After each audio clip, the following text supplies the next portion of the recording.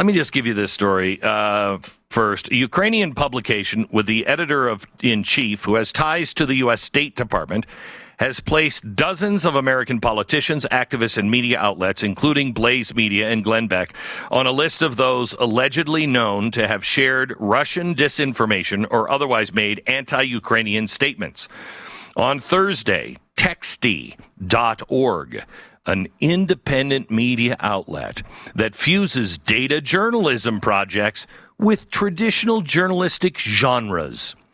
This, according to their website, they published an article entitled Roller Coaster, From Trumpists to Communists. The forces in the U.S. impeding aid to Ukraine and how they do it. Now, there's 75 of us on this list, but nearly 400 entities that have opposed sending aid to Ukraine in its war against Russia. We were mentioned, Blaze Media and myself, mentioned on pages 34 of a 47-page list. The anti-Ukrainian Blaze Media links are all from 2023. They include one which Blaze News article. There's one Blaze News article, 2 tweets, one of which is just showing a clip and a quote from Tucker Carlson, who's also on the list. And then 3 segments with Blaze Media's Glenn Beck. Okay. Now, what were the clips? Well, the first clip that they had a problem with was that I had said that the plan to go into Russia or to have Ukraine fight Russia and us to back them up was in the works in 2016. And Texty came out and said, that is an absolute lie. He's just making this stuff up. Well, the reason why I said that is because we found a clip that I had never seen before. This is Lindsey Graham with John McCain in the background during election 2016 in Ukraine, talking to the generals and the troops. Listen to what he said. Your fight is our fight. Ваша боротьба – це наша боротьба. 2017 will be the year of offense. Рік 2017 рік буде ріком нападу. All of us will go back to Washington and we will push the case against Russia. Ми всі повернемося до Вашингтону і ми будемо відстоювати санкції проти Росії. Enough of a Russian aggression. Досить вже російської агресії. It is time for them to pay a heavier price. Час вже, щоб вони заплатили важчу ціну. Our fight is not with the Russian people, but with Putin. Ми боремося не з російським народом, але з Путіним. Our promise to you is to take your cause to Washington. Наша обіцянка – це те, що ми вашу боротьбу доведемо до Вашингтона. Inform the American people of your bravery. Проінформуємо американський народ про вашу відважність. And make the case against Putin to the world. Okay. Isn't that what happened in 2020? Or 2021? Isn't that exactly what happened? Now, Russia did invade. I'm not going to make a case for Vladimir Putin being a good guy because he's an absolute monster. However, when you have the State Department doing a color revolution in 2014 in Ukraine to get rid of the Russian that they say was running Ukraine, and then you have Lindsey Graham and John McCain during the election saying 2017 is the year we go on offense. It's time they pay a heavier price. Well, I would say that kind of sounds like, we're for going right after Russia. Our fight's not with the Russian people, just Vladimir Putin. That sounds like regime change. Does it not? Now, why didn't it happen in 2017? Because the unthinkable happened. Donald Trump was elected. That's what happened. Donald Trump was elected. In 2017, he became the president of the United States. And what happened? he all of a sudden was painted as a guy who was for Russia and the Russian interference. Forget the Chinese, just the Russian interference alone. So the enemy of Hillary Clinton and the State Department and everybody else, the enemy became Russia and Donald Trump, tied closely together. So the offense had to wait for 4 years, but they continued to smear Donald Trump with Russia. That was the whole case. Okay, so now let me go on. Let me tell you about a show we did a few weeks ago. Regime change. It's been United States policy for a very long time. Covert CIA operations. We go in, we manipulate the foreign media, we meddle in elections, we topple governments, and then, we go back to saying we didn't do that. What are you talking about? This started with the Cold War, but nothing the CIA pulled off comes even close to what their successor began doing. Who was the successor to the CIA covert ops? Well, it was the United States government, that includes the CIA, along with NGOs, trade unions, and people like George Soros. Color revolutions. The first one that was really successful was the Middle East, the Arab Spring, right? I told you the Arab Spring it had its roots in communist, the European Spring. Back after the Communist Manifesto was written, they tried to overthrow all of Europe, and it was called the European Spring. How could this just peaceful movement just suddenly have the roots in revolutionary Marxism? Well, color revolutions, Middle East, then Latin America, and Eastern Europe, Ukraine is one of them. And here's what they do. The United States, so they can keep their distance, goes through NGOs and trade unions. They train and mobilize street movements. Kind of like, let's see if I can think of a street movement that seems like it wasn't actually real. BLM. Or the Palestinian street movements. By the way, as we've shown you, funded by these same kind of people. So we showed you all of the evidence on a color revolution and how it was done. And they did it all out in the open, and they even bragged about it. I showed you the people and the organizations at the top of the color revolution spear. I also showed you that some of these people, NGOs, trade unions, are now active here in the United States. And they seem to pop up every 4 years. Totally coincidentally, their money and their actions usually come at a time of massive civil unrest right before an election. Now, there's usually some kind of, government element at the top. Could be the CIA. Most likely it's the State Department and USAID, but ultimately it's the office of the president. So we did a chalkboard on this. We showed that has to happen. You have to have those in the government that are wanting to overthrow another government. Then the operation is privatized to give it distance from the government. This is where the NGOs, like the National Endowment for Democracy, come in. Okay, the NED is composed of 4 different entities: the National Democratic Institute, the International Republican Institute, the American Center for International Labor Solidarity, and the Center for International Private Enterprise. You see what's happening? You have both sides, so it looks fair, Republican and Democrat, plus you have labor and private enterprise. Everybody coming together.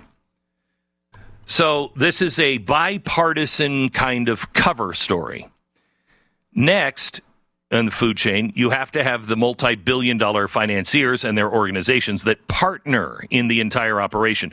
This is where George Soros comes in, the Open Society Foundation, the Tides Foundation, and then there are the people that spread the message, demonstrate in the streets and the media to report what the government wants them to report to the masses. This is the blueprint. We've done it over and over and over again. And I make the case that these same people are doing it here in America. So why is The Blaze, why am I on this list? I'm on this list because I believe I'm telling you exactly what's happening. We have a color revolution happening within our own government, within the NGOs and George Soros and all those people. This is what they're doing. And there's a possibility this time they succeed because you have to have an, quote, illegitimate president. You have to have street movements that are not only saying that it's illegitimate, you also have the media saying it's illegitimate. And it doesn't work if Donald Trump is the one saying he stole the election. It has to be their side saying the election was stolen. Now, let me go back to the outlet and who these people are, the ones that put this dis, and dangerous information out. You'll be surprised to hear that there's some of the same exact connections to color revolution. Okay, so Texty.org, that has provided this list, they do note that they couldn't establish direct proven ties between most of the people and outlets and on its list and the Russian government or known Russian propagandist. Instead, they say it just gathered evidence that these same people and outlets have spread Russian disinformation by echoing key messages of Russian propaganda in their arguments against sending Ukraine further aid. Okay, so who are the people behind Texty.org? Texty.org, the co-founder is Anatoly Bondacanero. I could say it earlier. Bondanero. Still wrong. Anyway, who is he? Has he ever been involved in anything? Well, yeah. He was involved in the Tech Camp, a public diplomacy program established by the Bureau of Educational and Cultural Affairs at the U.S. Department of State. What is the Tech Camp? The Tech Camp is when they go into these countries where they're going to do a color revolution, and they find all these tech-savvy people, and they show them how to build movements against their government. That's what our State Department is doing, okay? Would they like to clarify this? Would anybody like to make a public statement on why we're there? And, curious why the editor-in-chief and the co-founder was trained by the State Department? I mean, it's really interesting that this organization has ties to the State Department and USAID. Their founder was part of the tech camps. It's weird. It's almost like we've been outed for saying bad things about the State Department and the U.S. government perpetrating color revolutions and saying this is how they do it. And so then they have a shell organization that they themselves have created to what? Prove me right? Is that what's happening here? In hopes that you will never understand why names are on this list. They say it's not a kill list. It's not an enemies list. It's just a list that demonstrates the evidence supporting the thesis presented in the article. The article is not an accusation, but a study of the political and media context that influences government decisions regarding further support for the Ukraine and the Ukrainian-Russian war. They don't deny, condemn, or dispute the right of American citizens, media, or institutions to express any opinions or hold any political beliefs. Well, that is so great of them. I wonder which State Department class or USAID class they learned that one from. Telling you, go back, it was last month, it was on the 29th of last month. Look for my Thursday night special. It was all about color revolution, and I urge you to watch it because you understand this. It was like, you remember when I first said, if you understand Woodrow Wilson, you'll understand the progressive movement and you'll see what they're after and everything will start to come in clear? It's the same thing with color revolution. And I think Texty just proved that, at least gave me enough enough of a nudge to remind you should watch that special. Really? Why would we be on that list? Why would so many be on that list? Now, some are just really anti, Ukraine. I'm not. They put what was it, 10 people on the list that were congressmen and senators that were just calling for an accountant to be sent. That's Russian disinformation.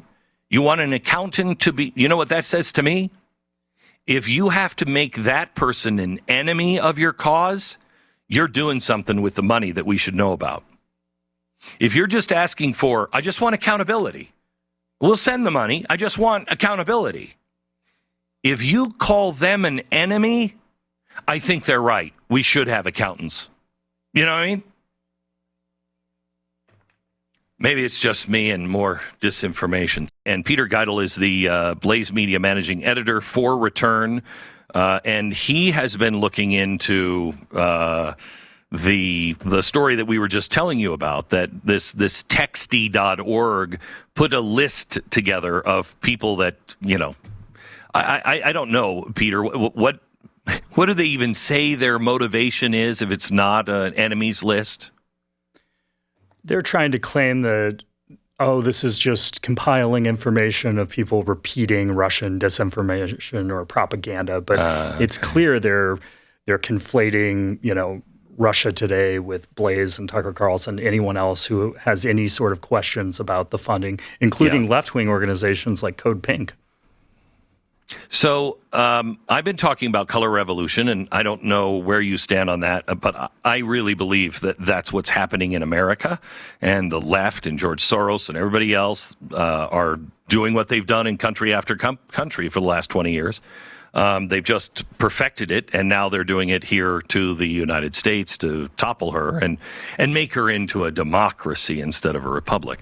But it's interesting to me that the co-founder is a guy who has deep ties to the State Department and to color revolutions by hosting a tech camp in one of those countries. Am I far off base on that? No, absolutely not, Glenn. I completely agree with you on that. And I found this weekend originally that we had been placed on that list along with you and Blaze Media. But then last night, I was able to dig deeper and uncover some pretty interesting stuff about this organization. First of all is the Texty.org. They also go by Data Journalism Agency. It's the same board, same email, same address. And through the Data Journalism Agency, they're funded by the Global Investigative Journalism Network, which in turn is funded, has been given $2 million by the Open Society Soros Foundation. So they're directly tied in.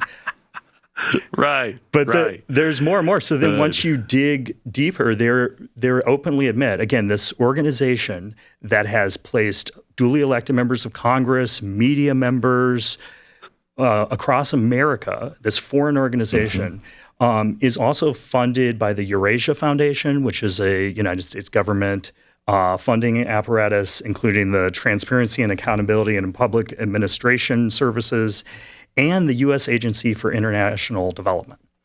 And those are USAID, and those are always, they're known by anybody who pays attention as CIA fronts. Exactly. This is, the USAID comes into a country, they start doing things, and next thing you know, we've got a revolution on our hands because that's the CIA, correct? Absolutely. Yeah. Well, and they were also funded by the National Endowment for Democracy, which is absolutely 100%. Also, yes, also.